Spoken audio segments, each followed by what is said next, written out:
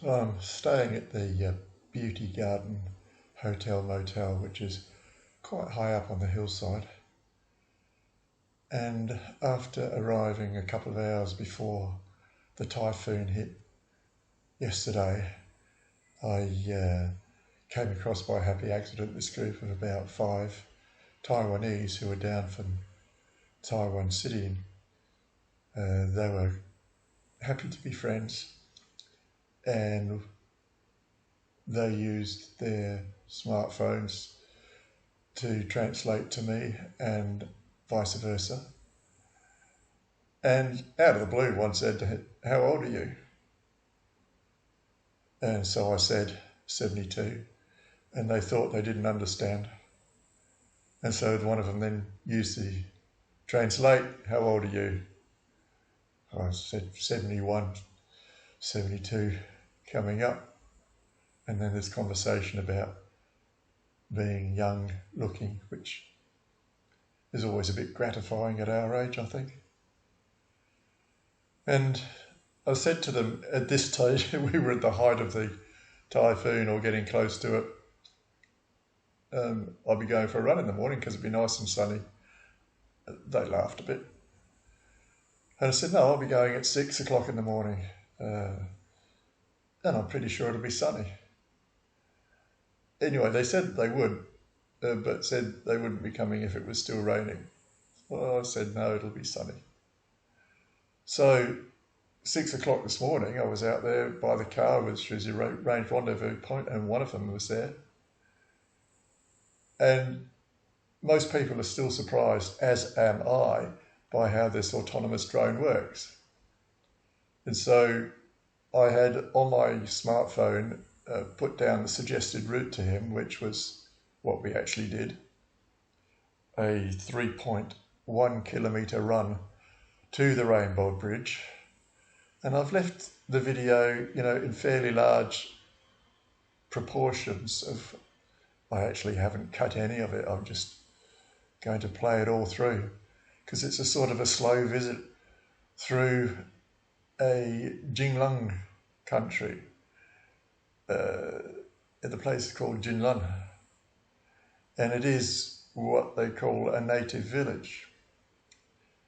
And for those who don't know, Taiwan is not by indigeneity of Qin or Chinese or Japanese origin for that matter.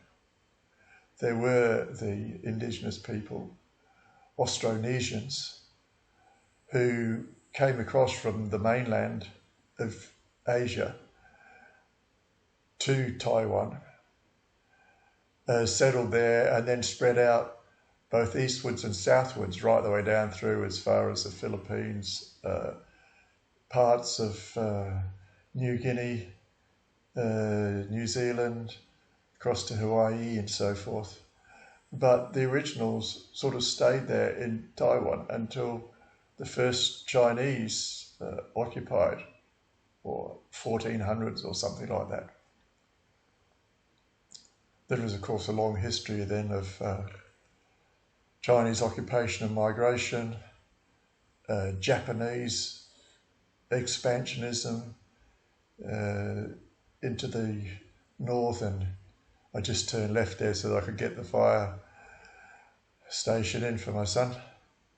And also it's a good idea to actually jog along the left because it's keep right for traffic. That means they're not coming up behind you. It's a bit like jogging on the right-hand side of the road in Australia. You feel much safer when you know the traffic's coming towards you.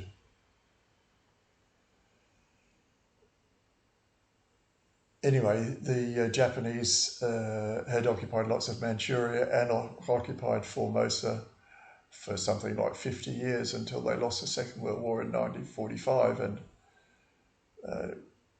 the nationalist government of China, although Chinese government was in disarray and disputes and revolutions and counter-revolutions. And eventually, of course, the communists under Chairman Mao defeated the nationalists, and that's when Chiang Kai-shek retired to what was then Formosa, Republic of China, Whereas, of course, mainland China calls themselves the People's Republic of China, which is the communist versus nationalist. Anyway, enough of the history.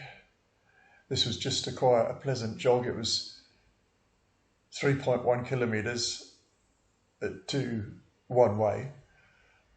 And then we came back a longer way. We ran back 1 kilometre. So we effectively did about 4 kilometres running. And the walk back was a bit further anyway. It took us about an hour and 15 minutes. And he pointed out to me by way of his translator when we were at the Rainbow Bridge that it's a very famous landmark in Taiwan. Anyway, I'm leaving it in. It's not so much a vlog as a slow travelogue journey down the back street of a native village. I will make an observation though. The native villages, wherever you go in the world, it seems to me, are always quite in poverty, apart from one or two houses or places that stand out which are quite rich. Now, this is true even for the United Kingdom, because the richness and the wealth perpetuates. I'm just running across the road here to get the camera to pick up the river when I run back and the bridge. So the wealth perpetuates. When William of Normandy conquered England in 1066 and took with him all his supporters, buddies, mates and knights and carved up the country between themselves. And the natives, including my parentage in Wales, the natives ended up doing all the poor work, which is why we have the word cow for the animal that we looked after, and the word beef, the word for the meat that the rich people had on their table, the same with pork for what you eat, as opposed by the rich people, as pig for what we, the poor people, served. And this is self-perpetuated, and so you see the descendants of the Norman invaders still own 3/4 of England. And I see the same perpetuating itself in Australia and in Taiwan. I don't think there's anything you can do about it. Why would anybody give up their wealth?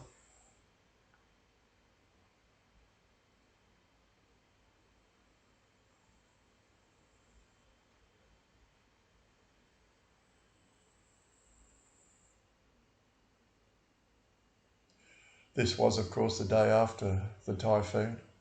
The river was high, still gathering the rains, although not bursting its banks. It was running very fast. And we were enjoying the little bit of a photo opportunity on the bridge. You can see how much perspiration you sort of perspire just by walking. But I'm okay with that. Used to it from Queensland.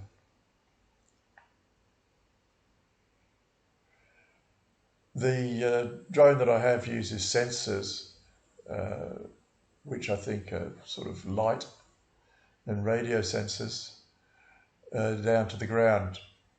It doesn't have to work by wireless and it doesn't work by satellite. It just uses its own rebounding, echo sounding to determine where it is, how high it is, where to return to. Of course, it's focused on me, so I had to get him to stand by me.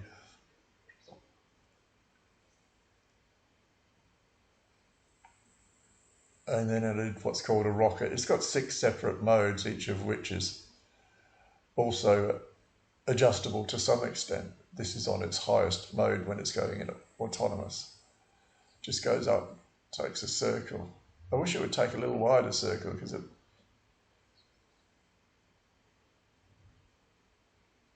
I haven't cut it out. Normally I cut either the going up or the going out, but this morning I'm just doing it quickly so I can get it on while it's still topical. In due course, when I do a long vlog of the journey, I'll select which bits and pieces I use.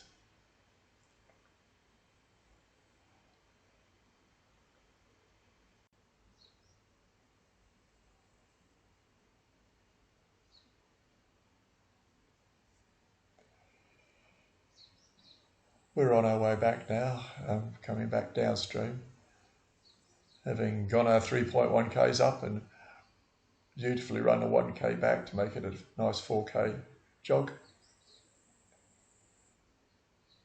And we're enjoying the drone. You can see how rough and wild the water is. It would be a bit difficult to swim in there, but I'll tell you what, it'd make a wonderful kayak. Although you'd have to be prepared to maybe give up and get washed a bit out to sea before you could come back in.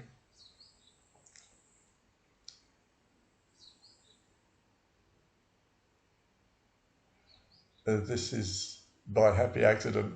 We met not one but two of his group coming the other way. I don't have breakfast, I'm fasting, but they're having breakfast at 8 o'clock.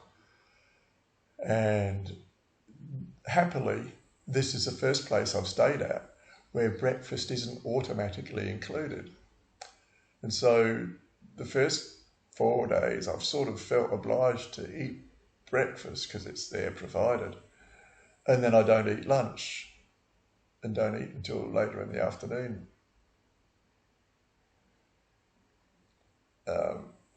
But on this occasion, I was able to book without breakfast. Most places in Taiwan serve breakfast as part of their accommodation. In fact, on check-in, I was queried about whether or not I wanted to add breakfast. I said, no, thank you.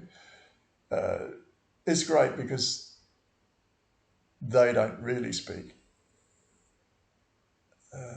English and use a translator when we want to communicate, and vice versa. Anyway, there we are.